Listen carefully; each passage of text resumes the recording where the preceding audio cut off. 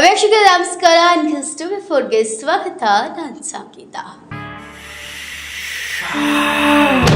ಜಗವೇ ನಿನದು ಜಯಿಸೋ ನಾಯಕ ನೀತಿ ಮುಂದೆ ನಿನ್ನ ಕಾಯಕ ನೀನೇ ರಥವು ನೀನೇ ಸಾರಥಿ ಛಲವೇ ನಿನ್ನ ಕಾಯೋ ಸಂಗತಿ ನೀ ನಡೆಯೋ ದಾರಿಯೊಳಗೆ 100 ಚಕ್ರವ್ಯೂಹ ಅದ ಭೇದಿಸೋ ಆತ್ಮ ಬಲವು ನಿನ್ನಲ್ಲಿ ಅಡಗಿದೆ ರಾಜ ನಿನಗೆಂದಿಗೂ ಸೋಲೆ ಇಲ್ಲ ಯಾತಕೋ ಸಂದೇಹ ಕೆಚ್ಚಲೆಯಲ್ಲಿ ನಿಂತರೆ ನೀನು ಪ್ರೀತಿಯು ನಿನ್ನದೇ ರಾಜ ಜಗವೇ ನಿನದು ಜಯಿಸೋ ನಾಯಕ ನೀತಿ ಮುಂದೆ ನಿನ್ನ ಕಾಯಕ ನೀನೇ ರಥವು ನೀನೇ ಸಾರಥಿ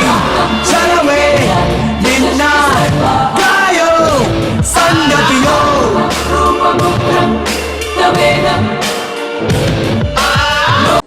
ಗಾಜೇಂದ್ರಗಡ ಇದು ಗದಗ ಜಿಲ್ಲೆಯ ಒಂದು ಪ್ರಮುಖ ತಾಲೂಕು. ರೋಣ ತಾಲೂಕಿನಿಂದ ಬೇರ್ಪಟ್ಟು 4-5 ವರ್ಷಗಳು ಕಳೆದಿದೆ. ಒಂದು ದೊಡ್ಡ ತಾಲೂಕಾಗಿ ಇತ್ತೀಚೆಗೆ ಬೆಳವಣಿಗೆಯನ್ನು ಕೂಡ ಕಾಣ್ತಿದೆ ಈ ಗಜೇಂದ್ರಗಡ. ಒಂದು ತಾಲೂಕಾ ಆರಕ್ಷಕ ಠಾಣೆ ಕೂಡ ಈ ಗಜೇಂದ್ರಗಡ ನಗರದಲ್ಲಿದೆ. ಹಾಗಾದ್ರೆ ಈ ಗಜೇಂದ್ರಗಡ ಇಷ್ಟೆಲ್ಲ ಬೆಳೀತಾ ಇದೆ, ಇಷ್ಟೆಲ್ಲ ಜನಸಾಮಾನ್ಯರು ಸದ್ದು ಮಾಡ್ತಿದ್ದಾರೆ. ಆದರೆ ಇಲ್ಲಿನ ಬಹುದೊಡ್ಡ ಸಮಸ್ಯೆಯಾಗಿ ಜನರಿಗೆ ಕಾಣಿಸ್ತಾ ಇದ್ದಿದ್ದಂದ್ರೆ ಅದು ಡಬಲ್ ರಸ್ತೆಯ ಮಾರ್ಕೆಟ್.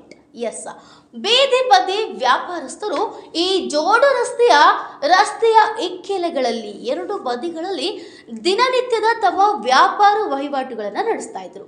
ಅದರಲ್ಲೂ ಬೆಳಗ್ಗೆ ಮಂಗಳವಾರ 8 ಗಂಟೆಯಿಂದ ಶುರುವಾದ ಮಾರ್ಕೆಟ್ ರಾತ್ರಿ 7ರಿಂದ 8 ಗಂಟೆವರೆಗೆ ಕಂಟಿನ್ಯೂ ಆಗಿ ಜನನಿಬಿಡವಾಗಿರ್ತಿತ್ತು. ಎಸ್, ಅಷ್ಟು ಜನರು ಹೆಚ್ಚಾಗಿ ಅಲ್ಲಿಗೆ ಬರ್ತಾ ಇದ್ರು. ಯಾಕಂದ್ರೆ ಅವತ್ತು ಸಂತೆ. ಇಲ್ಲಿನ ಪ್ರಮುಖ ಮಾರ್ಕೆಟ್ ದಿನ ಮಂಗಳವಾರ. ಆ ದಿನ ಅಂತೂ ಪ್ರಯಾಣಿಕರು ಸುಸ್ತಾಗ್ತಿದ್ರು. ಯಾಕಂದ್ರೆ ಇರ್ತಕ್ಕಂಥ ಡಬಲ್ ರಸ್ತೆಯಲ್ಲಿ ಒಂದು ರಸ್ತೆಯನ್ನ ಸಂಪೂರ್ಣ ಮಾರ್ಕೆಟ್ ಆವರಿಸ್ಕೊಂಡು ಬಿಟ್ಟಿತ್ತು. ಕಿಕ್ಕಿರಿದ ಜನ ಸೇರ್ತಾ ಇದ್ರು. ಅಲ್ಲಲ್ಲಿ ಟ್ರಾಫಿಕ್ ಜಾಮ್ ಆಗ್ತಾ ಇತ್ತು. ವಾಹನಗಳ ಸಂಚಾರಕ್ಕೆ ಅಡೆತಡೆ ಉಂಟಾಗ್ತಿತ್ತು. ಇದು ಕೇವಲ 1-2 ದಿನಗಳ ಪ್ರಶ್ನೆ ಅಲ್ಲ, ಬಹು ವರ್ಷಗಳ ಸಮಸ್ಯೆಯಾಗಿ ಕಾಡ್ತಾ ಇತ್ತು ವಾಹನ ಸಂಚಾರರಿಗೆ. ಆದ್ರೆ ಸದ್ಯ ಈ ಜೋಡು ರಸ್ತೆಯಲ್ಲಿ ಇರ್ತಕ್ಕಂಥ ಬೀದಿ ಬದಿ ವ್ಯಾಪಾರಸ್ಥರನ್ನ ತೆರವುಗೊಳಿಸಲಾಗಿದೆ. ಎಸ್, ಸಂಚಾರಕ್ಕೆ ಅನುವು ಮಾಡಿಕೊಟ್ಟಿದ್ದಾರೆ. ಆರಾಮಾಗಿ ಈಗ ಸಂಚರಿಸಬಹುದು ವಾಹನ ಸವಾರರು. ಅಷ್ಟು ಫ್ರೀ ಆಗಿದೆ ಗಜೇಂದ್ರಗಡದ ಡಬಲ್ ರೋಡ್ ರಸ್ತೆ. ಎಸ್, ಈಗ ವಿಷಯಕ್ಕೆ ಬರ್ತೀನಿ. ಇಷ್ಟೊಂದು ಕಿಕ್ಕಿರಿದು ಜನ ಸೇರುವಂತಹ ಮಾರುಕಟ್ಟೆಯಿಂದಾಗಿ ಜನ ಸುಮಾರು ಸಮಸ್ಯೆಗಳನ್ನ ಅನುಭವಿಸ್ತಾ ಇದ್ರು. ಅದರಲ್ಲೂ ಮಂಗಳವಾರ ಬಹು ಹೆಚ್ಚು ರಸ್ತೆ ಅಪಘಾತಗಳು ಸಂಭವಿಸ್ತಾ ಇತ್ತು. ಈ ವಾಹನ ಸವಾರರು, ಅದರಲ್ಲೂ ದ್ವಿಚಕ್ರ ವಾಹನ ಸವಾರರು, ಬೈಕ್ ಸವಾರರಿಗೆ ಬಹುದೊಡ್ಡ ತಲೆನೋವಾಗಿತ್ತು. ಗಾಡಿಗಳು, ಆ ಬಂಡಿಗಳಲ್ಲಿ ಇರ್ತಕ್ಕಂತಹ ಪದಾರ್ಥಗಳನ್ನು ಹಿಡ್ಕೊಂಡು ವ್ಯಾಪಾರಸ್ಥರು ಅಲ್ಲಿಂದ ಇಲ್ಲಿಗೆ ಓಡಾಡ್ತಾ ಇದ್ರು. ಒಂಥರ ಜಾತ್ರೆಯ ರೀತಿಯಲ್ಲಿ ಮಂಗಳವಾರದ ಸಂತೆ ನಡೀತಾ ಇತ್ತು. ಇದರಿಂದ ಎಷ್ಟೊಂದು ಟ್ರಾಫಿಕ್ ಜಾಮ್ ಆಗ್ತಾ ಇತ್ತು ಅಂದ್ರೆ ಈವನ್ ಆಂಬ್ಯುಲೆನ್ಸಿಗೂ ಕೂಡ ಜಾಗ ಬಿಡ್ತಾ ಇರಲಿಲ್ಲ ಜನರು ಮತ್ತು ವ್ಯಾಪಾರಸ್ಥರು. ಅಷ್ಟೊಂದು ಕಿಕ್ಕಿರಿದು ಜನ ಸೇರ್ತಾ ಇತ್ತು. ಇತ್ತೀಚೆಗಷ್ಟೇ ಒಂದು ಘಟನೆ ನಡೀತು. ಶಬ್ದ ಮಾಡ್ತಾ ಆಂಬ್ಯುಲೆನ್ಸ್ ಬಂತು. ತನ್ನ ಸೈರನ್ನ ಮೊಳಗಿಸ್ತಾ ಡಬಲ್ ರಸ್ತೆಯಲ್ಲಿ ಒಂದು ಆಂಬ್ಯುಲೆನ್ಸ್ ಬಂತು. ಅದರಲ್ಲಿದ್ಲು ಒಬ್ಬ ತುಂಬು ಗರ್ಭಿಣಿ. ಎಸ್, ದಿನಗಳು ತುಂಬಿದಂತಹ ಗರ್ಭಿಣಿಯೊಬ್ಬಳ ಹೆರಿಗೆಗೆ ಆ ಆಂಬ್ಯುಲೆನ್ಸ್ ಅವಳನ್ನ ಆಸ್ಪತ್ರೆಗೆ ಸಾಗಿಸ್ತಾ ಇತ್ತು. ಆದರೆ ಅವತ್ತು ಡಬಲ್ ರಸ್ತೆ ಸಂಪೂರ್ಣ ಟ್ರಾಫಿಕ್ ಜಾಮ್ ಆಗಿತ್ತು. ಕಾರಣ ಮಾರ್ಕೆಟ್ನಿಂದಾಗಿ ವಾಹನ ಸವಾರರಿಗೆ ಇಂಚಿಂಚು ಜಾಗ ಸಿಗದೇ ಇರುವಷ್ಟು ಜಾಮ್ ಆಗಿತ್ತು. ಈವನ್ ಆಂಬ್ಯುಲೆನ್ಸ್ ಕೂಡ ಹೋಗೋಕೆ ಅರ್ಧ ಗಂಟೆ 1 ಗಂಟೆಗಿಂತ ಹೆಚ್ಚು ಸಮಯವನ್ನು ತಗೊಳ್ತು. ಹಾಗೆ ಆ ಮಹಿಳೆ ಆಂಬ್ಯುಲೆನ್ಸ್ನಲ್ಲೇ ಮಗುವಿಗೆ ಜನ್ಮವನ್ನು ನೀಡ್ತಾಳೆ. ಸರ್, ಗಜೇಂದ್ರಗಡ ಪಟ್ಟಣದಲ್ಲಿ ಸ್ಥಳೀಯ ಆಡಳಿತ ಪುರಸಭೆ ಅವರ ಸಹಾಯದಿಂದ ಮತ್ತು ಮೊನ್ನೆ ಶಾಸಕರ ಅನುದಾನದಲ್ಲಿ ಮತ್ತು ವಿವಿಧ ದಾನಿಗಳ ಸಹಾಯದಲ್ಲಿ ಕೆಲವು ಅಭಿವೃದ್ಧಿ ಕಾರ್ಯಗಳನ್ನು ಮಾಡಲಾಗ್ತಾ ಇದೆ. ಈಗ ಇದು ಹೈವೇ ಅಥಾರಿಟಿಯವರು ಎಲ್ಲರೂ ಕೂಡ ರೋಡ್ ಅಥಾರಿಟಿಯವರು ಎಲ್ಲರೂ ಸಹಕಾರ ಪಡೆದು ಕೆಲವು ಅಭಿವೃದ್ಧಿ ಕಾರ್ಯಗಳನ್ನು ಮಾಡ್ತಾ ಇದೆ. ಆ ನಿಟ್ಟಿನಲ್ಲಿ ಇವತ್ತೊಂದು ಪೊಲೀಸ್ ಚೌಕಿ, ಸಿಗ್ನಲ್ ಲೈಟ್ ಇನಾಗ್ರೇಷನ್ ಮತ್ತು CCTV ಕ್ಯಾಮ್ರಾಗಳನ್ನು ಗೌರವಾನ್ವಿತ ಶಾಸಕರು ಇನಾಗ್ರೇಟ್ ಮಾಡಿದ್ದಾರೆ. ಮಾನ್ಯ ಜಿಲ್ಲಾಧಿಕಾರಿಗಳು ಮತ್ತು ಎಲ್ಲ ತಾಲೂಕು ಮಟ್ಟದ ಅಧಿಕಾರಿಗಳು ಕೂಡ ಇದರಲ್ಲಿ ಭಾಗವಹಿಸಿದರು. ಚುನಾಯಿತ ಪ್ರತಿನಿಧಿಗಳು ಮತ್ತು ಮಾಧ್ಯಮ ಮಿತ್ರರು, ಸಾರ್ವಜನಿಕರು ಭಾಗವಹಿಸಿದರು. ಉದ್ದೇಶ ಏನಂತಂದರೆ ಒಂದು ಗಜೇಂದ್ರಗಡ ಪಟ್ಟಣವನ್ನು ಶಿಸ್ತುಬದ್ಧ ನಗರವನ್ನಾಗಿ ಮಾಡಲಿಕ್ಕೆ ಮತ್ತು ಸೇಫ್ ಸಿಟಿ ಆಗಿ ಮಾಡಲಿಕ್ಕೆ, ಸಂಚಾರ ವ್ಯವಸ್ಥೆಯನ್ನು ಸುಗಮವಾಗಿಡಲಿಕ್ಕೆ, ಕಾನೂನು ಸುವ್ಯವಸ್ಥೆಯನ್ನು ಸರಿಯಾಗಿ ನಿರ್ವಹಣೆ ಮಾಡಲಿಕ್ಕೆ ಅನುಕೂಲ ಆಗೋ ರೀತಿಯಲ್ಲಿ ಎಲ್ಲ ಅಭಿವೃದ್ಧಿ ಕಾರ್ಯಗಳನ್ನು ಮಾಡ್ತಾಯಿದ್ದೀವಿ. ಇದು ಇನ್ನೂ ಹೆಚ್ಚಿನ ಪ್ರಮಾಣದಲ್ಲಿ ಮಾಡಿ ಒಂದು ಜನರಿಗೆ ಸುರಕ್ಷತಾ ಭಾವನೆಯನ್ನು ಮೂಡಿಸಲಿಕ್ಕೆ ಎಲ್ಲ ಪ್ರಯತ್ನವನ್ನು ಮಾಡಲಿಕ್ಕೆ ವ್ಯವಸ್ಥೆ ಮಾಡ್ತೀವಿ. ಸರ್, ಗಜೇಂದ್ರಗಡ ಡಬಲ್ ರೋಡ್ ಸಮಸ್ಯೆ ದಶಕಗಳಿಂದಲೂ ಕೂಡ ಕ್ಲಿಯರ್ ಆಗಲಿಲ್ಲ ಸರ್ ಸಮಸ್ಯೆ. ಈಗ ಸಮಸ್ಯೆಗಳು ಕ್ಲಿಯರ್ ಆಗಿದೆ ಸರ್. ಅದರಿಂದ ವಾಹನ ಸವಾರರಿಗೆ ಒಂದು ದೊಡ್ಡ ತಲೆನೋವಾಗಿತ್ತು ಸರ್. ಆದರೆ ಈಗ ಅದು ನಿರ್ಗಳ ಆಗಿದ್ದಾರೆ ಸರ್ ಅವರು. ಈಗ ಅಲ್ಲಿ ಬೀದಿ ವ್ಯಾಪಾರಸ್ಥರ ಕೆಲವು ಸಮಸ್ಯೆಗಳು ಮತ್ತು ಕೆಲವಷ್ಟು ಒತ್ತಡಗಳನ್ನು ತಮ್ಮ ಅಧಿಕಾರಿಗಳ ಮೇಲೆ ತರ್ತಾ ಇದ್ದಾರೆ ಸರ್. ಇದಕ್ಕೆ ತಾವೇನು? ಈಗ ನಮ್ಮ ಉದ್ದೇಶ ಏನಿದೆ ಅಂದರೆ ಊರಿಗೆ ಒಳ್ಳೇದು ಮಾಡೋದು, ಯಾರಿಗೆ ತೊಂದರೆ ಮಾಡೋ ಉದ್ದೇಶ ಇಲ್ಲ. ಈ ಊರಿಗೆ ಒಳ್ಳೇದು ಮಾಡುವಾಗ ಸ್ವಲ್ಪ ಸಣ್ಣ ಪುಟ್ಟ ವೇರಿಯೇಷನ್ಸ್ ಆಗ್ತದೆ. ಎಲ್ಲರಿಗೂ ಅವ್ರನ್ನ ಪರ್ಸ್ನಲಿ ಮಾತಾಡಿ ಯಾರ್ಯಾರಿಗೆ ಏನೇನು ಸಮಸ್ಯೆ ಇದೆ ಅದನ್ನು ಕೂಡ ನಾವು ಅದನ್ನು ಬಗೆಹರಿಸಲಿಕ್ಕೆ ಪ್ರಯತ್ನ ಮಾಡ್ತೀವಿ. ಈಗೆಲ್ಲ ತಾಲೂಕು ಮಟ್ಟದ ಅಧಿಕಾರಿಗಳಿಗೆ ಅದನ್ನು ಸೂಚನೆ ಕೊಟ್ಟಿವಿ. ಸೊ ಒಂದು ಕಡೆ ಸುಧಾರಣೆ ಮಾಡೋದು, ಇನ್ನೊಂದು ಕಡೆ ಯಾರಿಗಲ್ಲಿ ತೊಂದರೆ ಆಗಿದೆ ಅವರಿಗೆ ಪರ್ಯಾಯ ವ್ಯವಸ್ಥೆ ಕೂಡ ಮಾಡೋದು. ಎರಡೂ ಕಾರ್ಯಗಳನ್ನು ಸೈಮಲ್ಟೇನಿಯಸ್ಲಿ ಮಾಡ್ತೀವಿ. Thank you. ಇದರಿಂದ ಒಂದು ಕೇಸ್ ದಾಖಲಾಗುತ್ತೆ ಗಜೇಂದ್ರಗಡ ಪೊಲೀಸ್ ಠಾಣೆಯಲ್ಲಿ. PSI ಸೋಮನಗೌಡ ಅವರು ಇದಕ್ಕೆ ಒಂದು ದಿಟ್ಟ ಹೆಜ್ಜೆಯನ್ನು ತಗೊಳ್ತಾರೆ. ಗದಗದ SP ನೇಮೇಗೌಡ ಅವರ ಸಲಹೆಯ ಮೇರೆಗೆ ಈ ಒಂದು ದಿಟ್ಟ ಹೆಜ್ಜೆ ತಗೊಂಡಿದ್ದಕ್ಕೆ ಇವತ್ತು ಗಜೇಂದ್ರಗಡದಲ್ಲಿ ಡಬಲ್ ರಸ್ತೆಯಲ್ಲಿ ಜನ ಆರಾಮಾಗಿ ಓಡಾಡಬಹುದಾಗಿದೆ. ಹಾಗಾದ್ರೆ ಈಸಿಯಾಗಿ ನಿರ್ಧಾರವನ್ನ ತಗೊಳ್ಳೋಕೆ ಸಾಧ್ಯ ಆಯ್ತಾ? ನೋ. ನೂರಾರು ಸಮಸ್ಯೆಗಳು ಎದುರಾದವು. ವ್ಯಾಪಾರಸ್ಥರು ಧರಣಿಯನ್ನ ಕೂತರು, ಪ್ರತಿಭಟನೆಯನ್ನ ಮಾಡಿದ್ರು, ಇಡೀ ಮಾರ್ಕೆಟ್ ಅನ್ನ ಬಹಿಷ್ಕಾರ ಮಾಡಿದ್ರು. ನಾವು ತರಕಾರಿಗಳನ್ನ ಮಾರೋದಿಲ್ಲ ಅಂತ ಮಾರ್ಕೆಟ್ ಅನ್ನೇ ಧಿಕ್ಕರಿಸಿದ್ರು. 2-3 ದಿನಗಳ ಕಾಲ ಗಜೇಂದ್ರಗಡಲ್ಲಿ ತರಕಾರಿಗಳೇ ಸಿಗಲಿಲ್ಲ.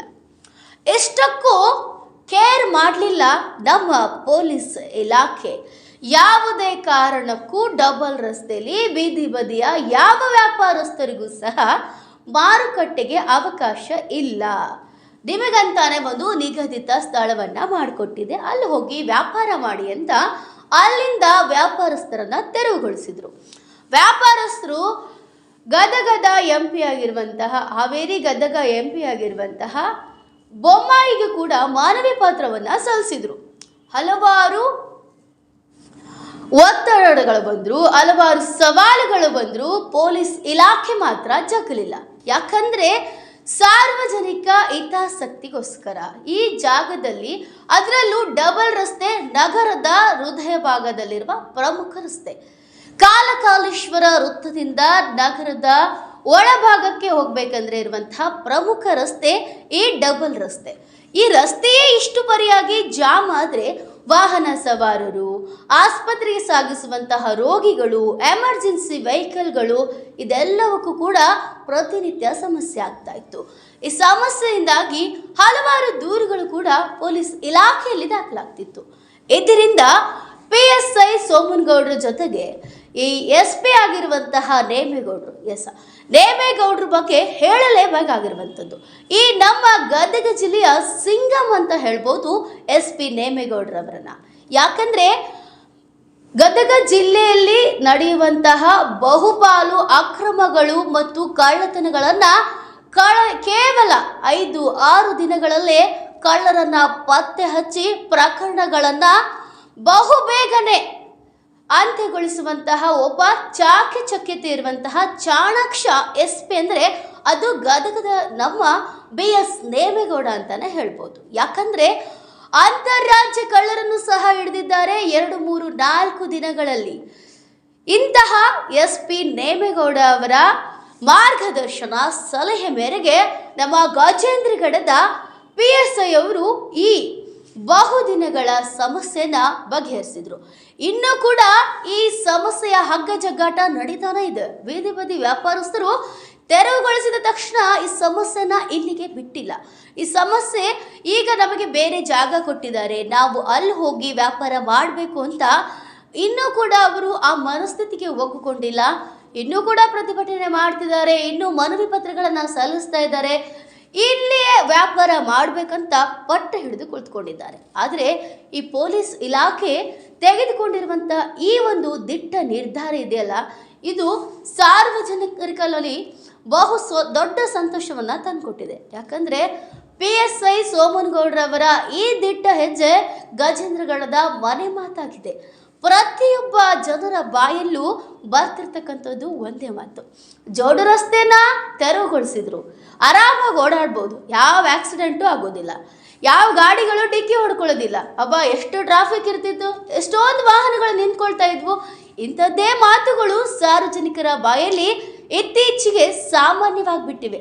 ಅಂತಹ ಒಂದು ಪ್ರೌಡ್ ಮೂಮೆಂಟನ್ನು ಗಜೇಂದ್ರಗಡಕ್ಕೆ ತಂದುಕೊಟ್ಟಂತಹ ಆರಕ್ಷಾ ಇಲಾಖೆ, ಅದುವೇ ರಿಯಲ್ ಪೊಲೀಸ್ ಅಂತ ಹೇಳ್ಬೋದು. ಯಾಕಂದರೆ ಯಾವುದೇ ಒತ್ತಡಕ್ಕೆ ಮಣಿಯದೆ, ಯಾವ ಆಸೆ ಆಮಿಷಗಳಿಗೂ ಒಳಗಾಗದೆ ದಿಟ್ಟವಾದಂಥ ಹೆಜ್ಜೆಯನ್ನು ಇಟ್ಟು ಸಾರ್ವಜನಿಕರ ಹಿತಾಸಕ್ತಿಗೋಸ್ಕರ, ವಾಹನ ಸವಾರರಿಗೋಸ್ಕರ, ಎಮರ್ಜೆನ್ಸಿ ವೆಹಿಕಲ್ಗಳಿಗೋಸ್ಕರ ಬಹುದೊಡ್ಡ ರಿಸ್ಕನ್ನು ತಗೊಂಡು ಪೊಲೀಸ್ ಇಲಾಖೆ ಈ ಕಾರ್ಯವನ್ನು ಮಾಡಿದೆ. ಅಷ್ಟಕ್ಕೆ ಬಿಟ್ರ ಇಲ್ಲ, ಪ್ರತಿನಿತ್ಯ ಈ ಜೋಡು ರಸ್ತೆಗೆ ತಮ್ಮ ವಾಹನದ ಮೂಲಕ ಬೀಟ್ ಹಾಕ್ತಾನೇ ಇರ್ತಾರೆ, ರೌಂಡ್ ಹೊಡಿತಾನೆ ಇರ್ತಾರೆ. ಯಾರಪ್ಪ ಗಾಡಿ ತೆರವುಗೊಳಿಸಪ್ಪ, ಅಲ್ಲಿ ನಿಂತ್ಕೊಂಬೇಡ, ಎಸ್, ಈ ರೀತಿಯ ಸೈರನ್ಗಳೇ ಕೇಳಿಸ್ತಾ ಇರುತ್ತೆ ಡಬಲ್ ರಸ್ತೆಯಲ್ಲಿ. ಇಂತಹ ಒಂದು ದಿಟ್ಟ ಹೆಜ್ಜೆನ ತೆಗೆದುಕೊಂಡಂತಹ ಗದಗ ಜಿಲ್ಲೆಯ ಎಲ್ಲ ಪೊಲೀಸ್ ಇಲಾಖೆಗಳಿಗೂ, ಗಜೇಂದ್ರಗಡದ ಎಲ್ಲ ಪೊಲೀಸ್ ಅಧಿಕಾರಿಗಳಿಗೂ ನಮ್ಮದೊಂದು ಸಲಾಂ.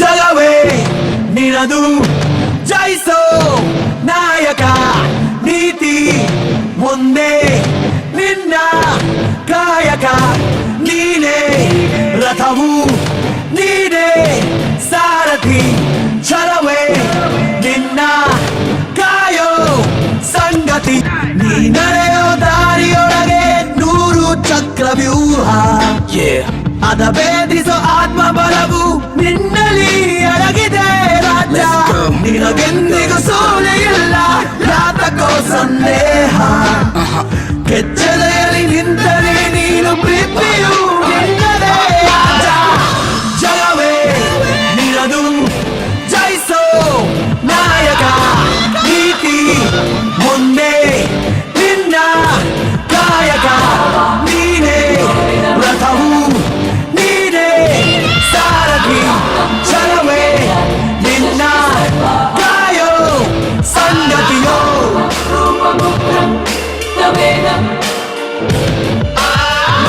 ನಿರಂತರ ಸುದ್ದಿಗಳಿಗಾಗಿ ನೋಡ್ತಾರೆ NKS TV4, ಇದು ನಿರಂತರ ಕಾರ್ಯಪಡೆ.